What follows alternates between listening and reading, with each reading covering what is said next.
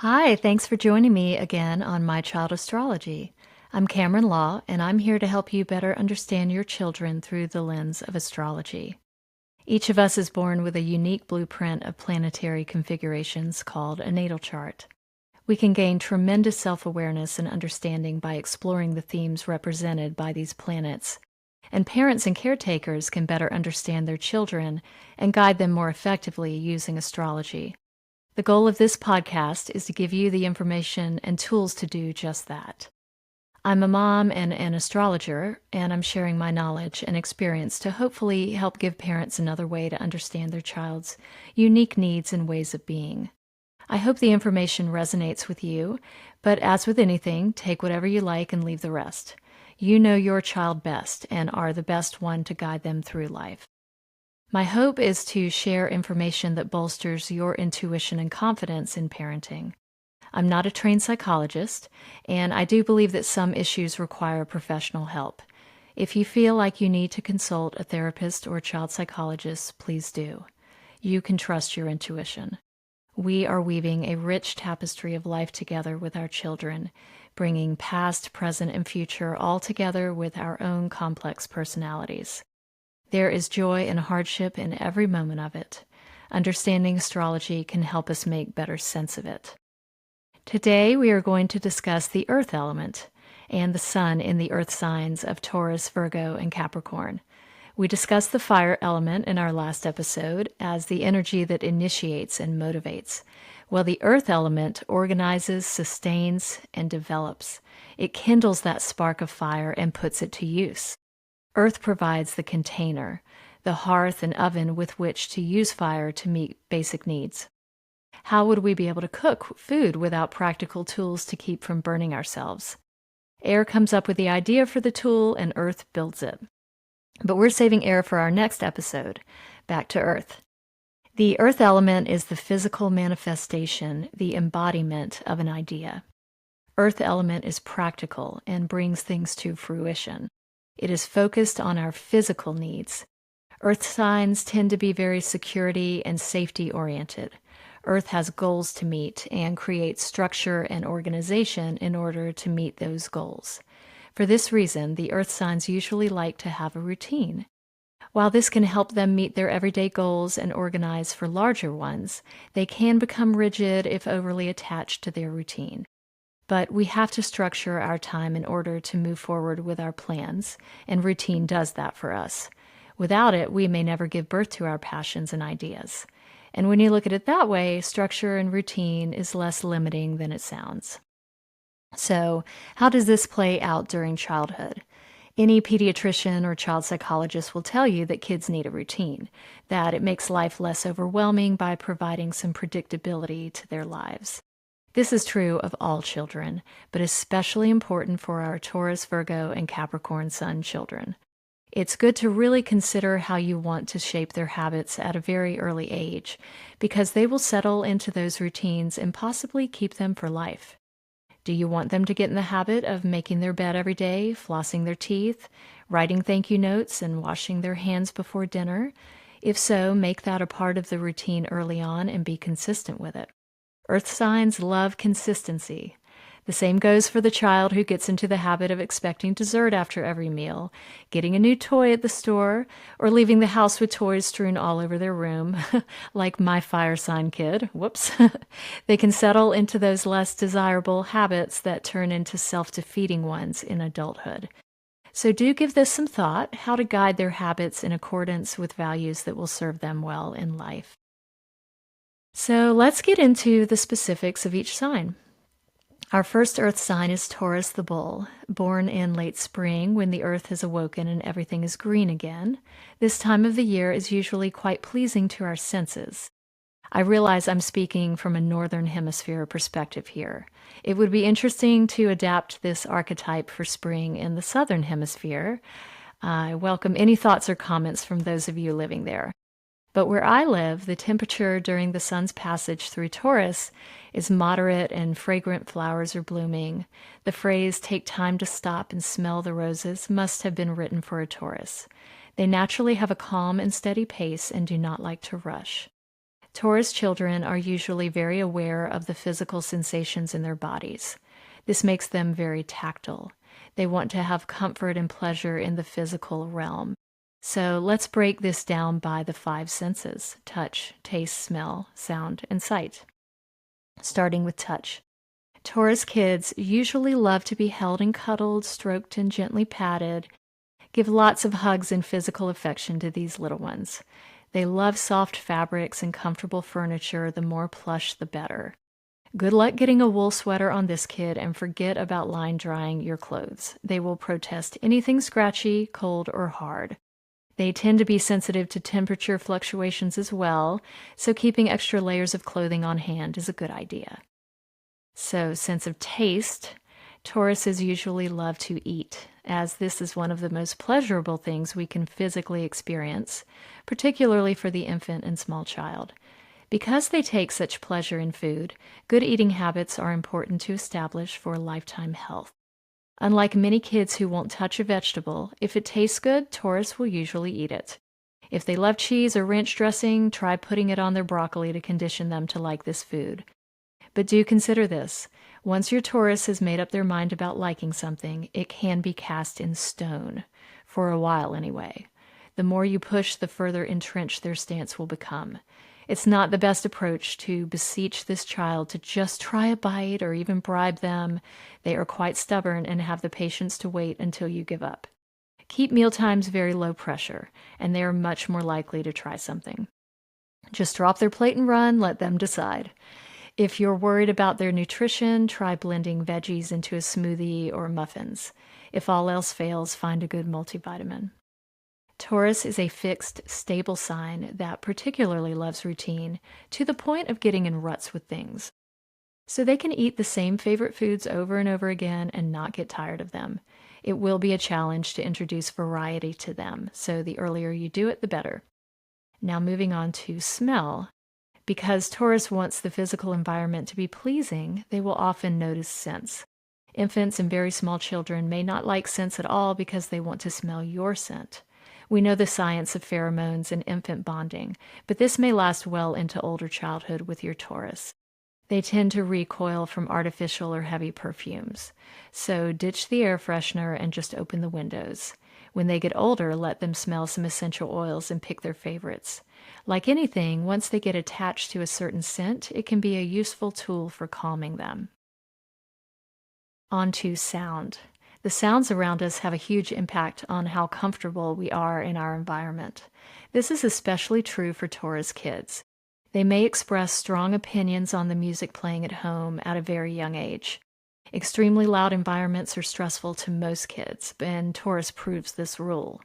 I'd recommend investing in some noise-canceling headphones to desensitize them in busy public places.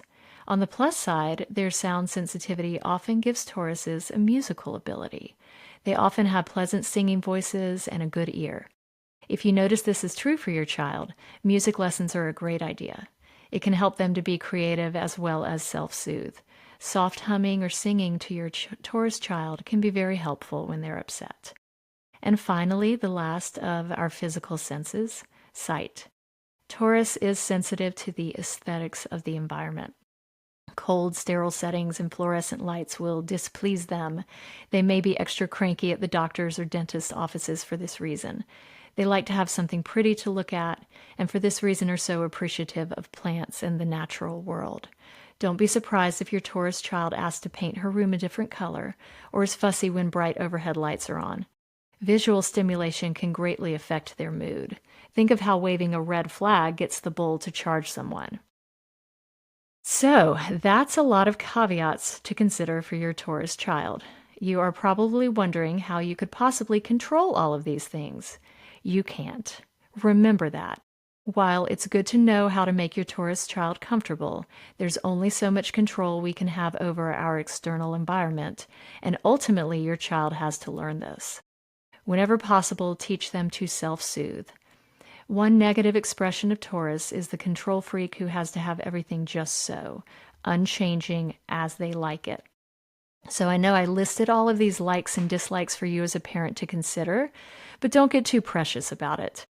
Your stubborn Taurus will have to learn some adaptability and flexibility in order to be content in life.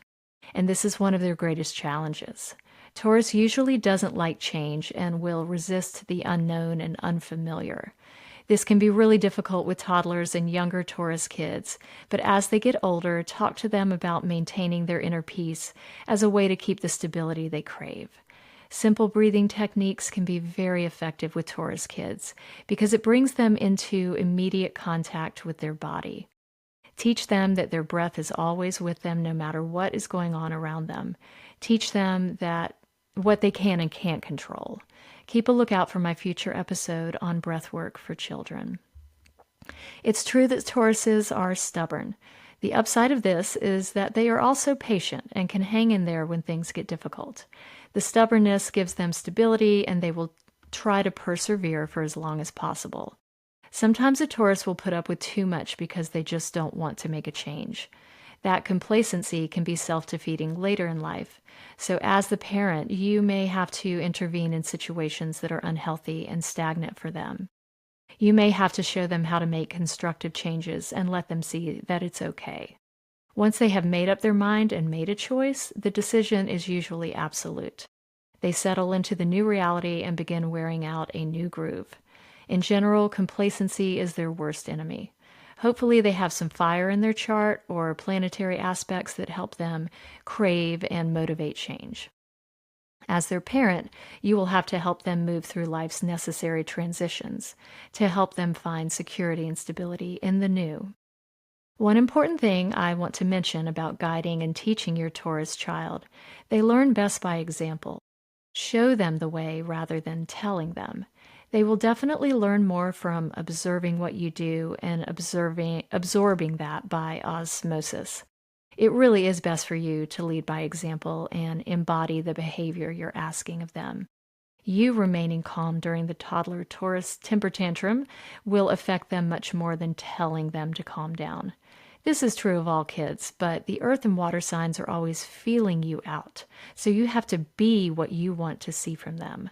So I would recommend you learn some simple deep breathing exercises as well. Moving on to Virgo. I may be a little long-winded on this one since I am a Virgo myself. Virgo is the most communicative of the earth signs and also the most sensitive. They are very detail-oriented, so they often notice things that others do not. This can be a blessing and a curse. The entire life orientation of Virgo is to notice what is not working properly and put it right. As you can imagine, that's a tall order for a kid who doesn't have much, if any, control over their circumstances. So Virgo children can be fussy and fault-finding, complaining about things not being perfect. Many will mistake these kids for being negative, but in truth, they're just following their inner compulsion to make things better, more efficient. It's difficult for a hardworking parent to not take the complaints personally, though.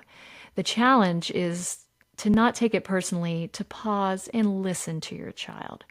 A Virgo who is listened to and taken seriously will be a much more pleasant child. They need to communicate about the flaws they see in the world around them and have the chance to correct them. Do your best to give them some agency here. You may even be surprised when their suggestion turns out to be helpful. This happened to me recently. My daughter has a Virgo moon and was trying to help me in a moment where I was being grumpy and impatient. At first, I dismissed her suggestion. She repeated it. Then I listened and took my 6-year-old's advice. Turns out she was right and it worked. I thanked her and praised her for having a good idea. And I had to reflect on my initial lack of willingness to listen. So any chance you have to let your Virgo child show you the right way, let them. Like all of us, they want to be heard and they want the chance to help. Which brings me to one of Virgo's most important character traits, the desire to be of service. These are the helpers of the zodiac, and they are not motivated by a need for praise. They honestly just want to make things better. If all the world's a stage, as Shakespeare once said, they are backstage tending to all of the details so the performers can put on the show. Even at a very young age, Virgos will want to help out. Do your best to allow and encourage this because it fosters confidence in them. I know it's much easier for me to do housework without a child, but when I let my daughter help with the chores, I can see her beam with pride. Virgo's self-esteem is very dependent on their feeling useful and helpful. Because Virgo is so detail-oriented, they tend to be very critical. They are wired to find the flaws and fix them. They will let you know about every scratchy tag, bunched up sock, and weird buzzing noise that you can't hear. This can be tiresome, but again, try not to take it personally and let them know that you hear them, you believe them, and that those tiny things matter to you. Do your best to fix the issue, but feel free to remind them that not every problem can be solved. Virgo has to learn to live with this. It is their lifelong cross to bear. They have to be okay with existing in an imperfect world. We all do. Just validate for them that, yes, the hotel sheets aren't as soft as the ones at home, but they can deal with it for a couple of nights. Or that this restaurant doesn't have the same French fries as the ones he's used to, but it's fun to try different things. Virgo is an adaptable sign, so use that to your advantage early on to teach them that they can deal with the little discomforts of everyday life. Try not to placate their complaints too often, or they can become very controlling about external circumstances meeting their ideals. It's good to have standards, but teach them not to be too precious about it. So back to the Virgo criticism, it is often directed at the self. Your Virgo has high standards for everything and everyone, including herself. These kids can be incredibly hard on themselves, and their self-esteem can suffer. This makes them more sensitive to teasing, even if it's meant in good fun. They take themselves a bit too seriously to laugh at themselves, so be aware of that.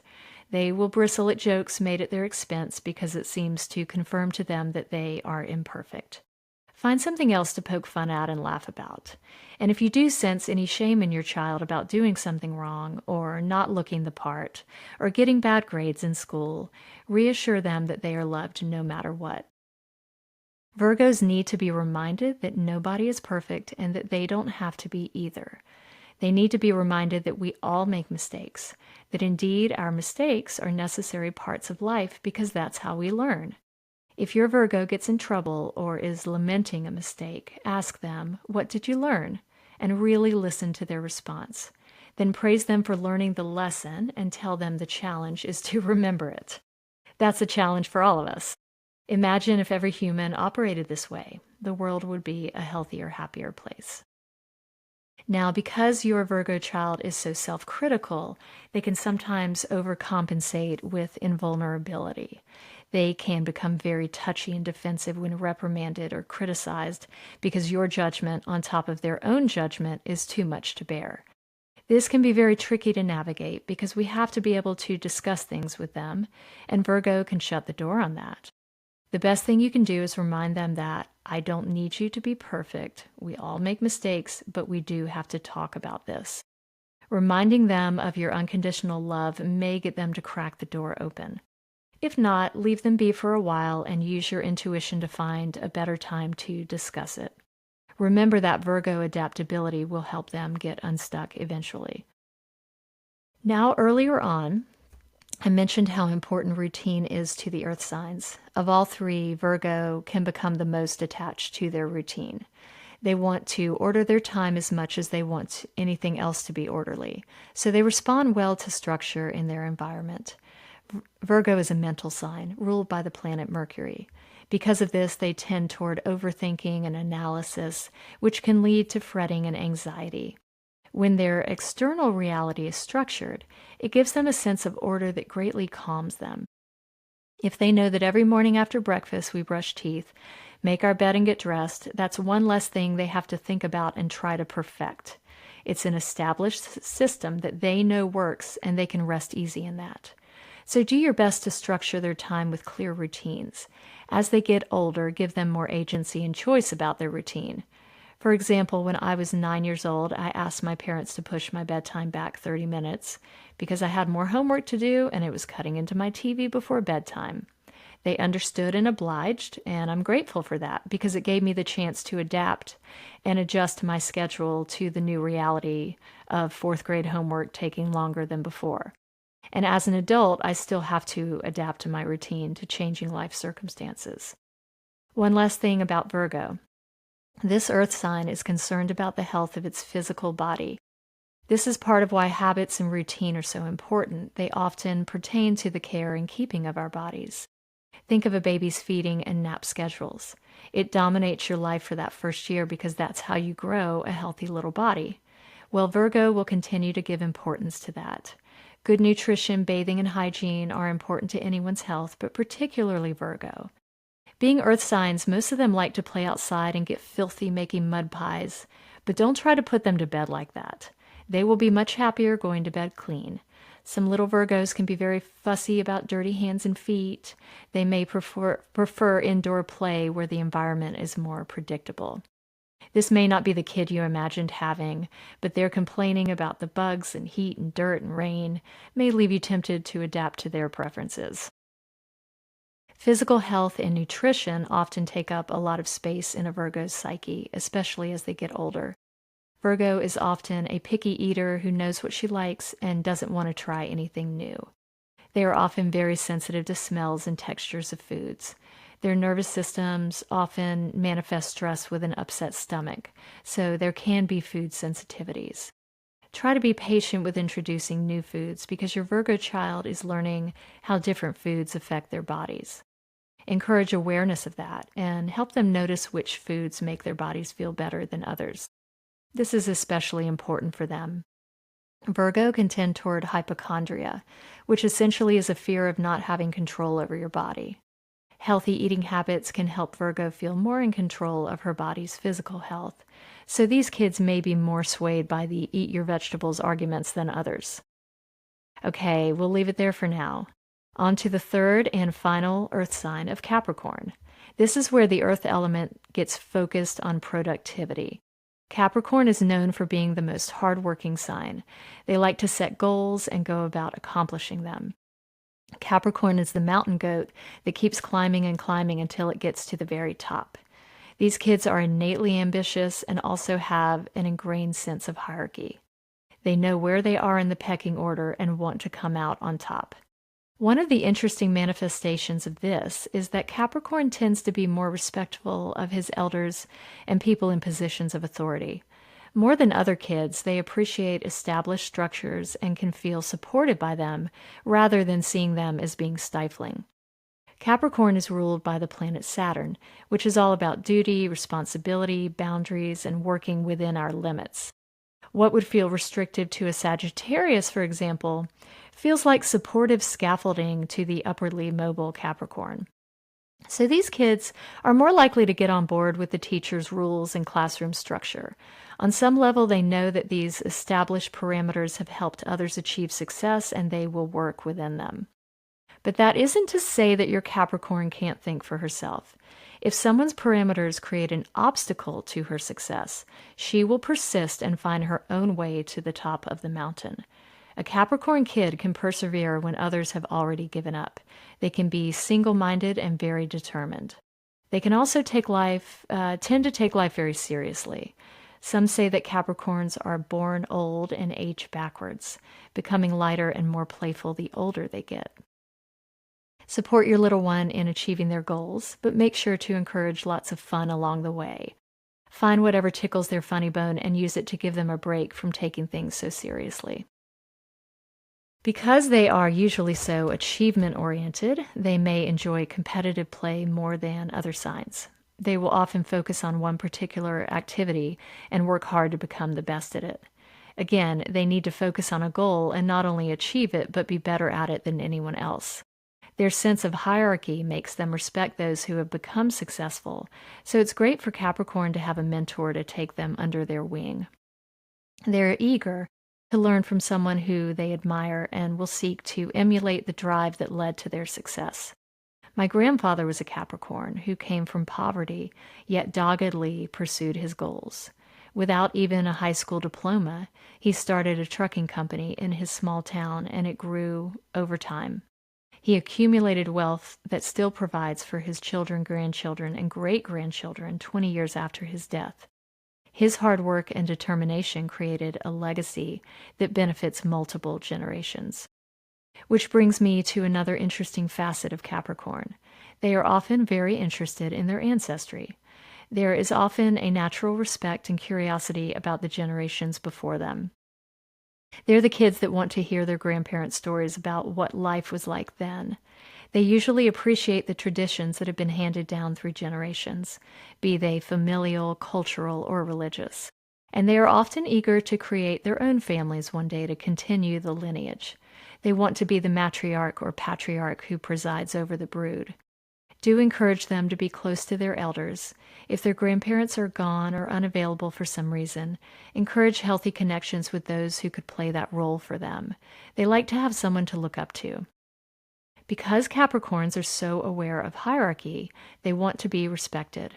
For school-age kids and teenagers, this can cause a fixation on who their friends are and how they're seen by others. They can get hung up on popularity and being a part of the in crowd.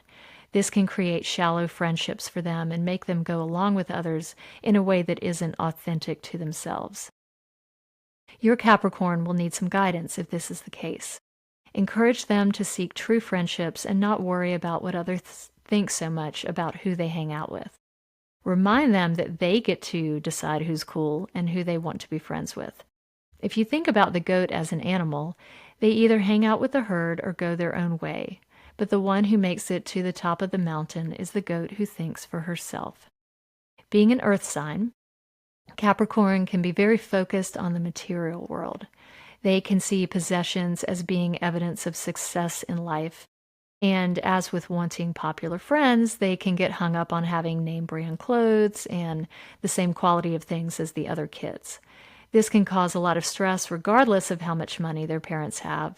Either way, they can be competitive with others, very aware of how what they do and do not have affects where they are in the social hierarchy. This can place unnecessary pressure and stress on them, or it can motivate them to work hard and achieve for themselves. But it becomes unhealthy if they base their self-esteem on what they have, where they live, and who they are seen with. One of the gifts of healthy Capricorn energy is wisdom, the hard-earned understanding that money can't buy. Remind your Capricorn that the physical and material are only one aspect of life. Encourage them to work just as hard at cultivating the elevation of their soul. Their natural sense of discipline can be trained in this direction as well. One last thing about Capricorns, being ruled by the planet Saturn can give them a Saturnine temperament. If you look up the definition of this word, it describes a gloomy, taciturn, or melancholy disposition. It may seem at times like your Capricorn was born with the weight of the world on his shoulders. This takes on a new meaning the more we come to understand the effects of generational trauma. It makes me think of the Bible verse about the sins of the father being visited upon the children. Your Capricorn is very attuned to her ancestry and will carry their burdens along with their gifts. If you feel that this is the case, I really encourage you to find a therapist or healer that specializes in working with and healing from generational trauma. As a parent, you may need to take a deeper dive into how your upbringing affects your parenting and become very intentional about what you do and do not want to pass on to the next generation. It can be very humbling to look at this stuff honestly, but your Capricorn will honor the traditions, both positive and negative, that are passed on to her. Do your best to give her more gifts than burdens. Your great-grandchildren will thank you for it. With that, we will wrap up this discussion of how the earth element expresses in your child's sun sign. Of course, we have only scratched the surface, but this will be an ongoing conversation. You know your child best, so take what resonates for you and leave the rest. Tell us about your earth sun child in the comments. How do they bring levity to your human experience? I look forward to hearing your thoughts. Until next time.